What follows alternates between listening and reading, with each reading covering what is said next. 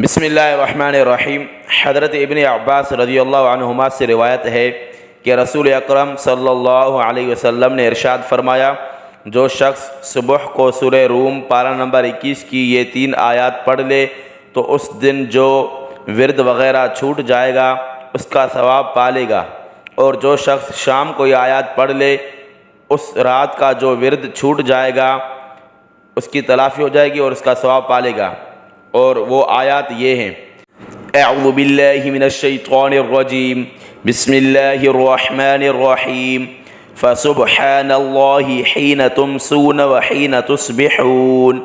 وَلَهُ الْحَمْدُ فِي السَّمَاوَاتِ وَالْأَرْضِ وَعَشِيًّا وَحِينَ تُظْهِرُونَ يُخْرِجُ الْحَيَّ مِنَ الْمَيِّتِ وَيُخْرِجُ الْمَيِّتَ مِنَ الْحَيِّ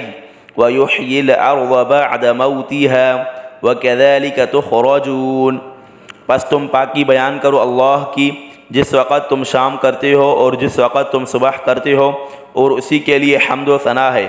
آسمانوں میں اور زمین میں، اور اس کی پاکی بیان کرو سپہر کو اور جس وقت تم ظہر کرتے ہو یعنی ظہر کے وقت وہ جاندار کو بے جان سے نکالتا ہے اور بے جان کو جاندار سے نکالتا ہے، اور زمین کو اس کے مردہ ہونے کے بعد زندہ کرتا ہے، اور اسی طرح تم بھی مرنے کے بعد زمین سے نکالے جاؤ گے۔ ابو داؤد حدیث کی کتاب ہے، اس میں یہ حدیث آئی ہے۔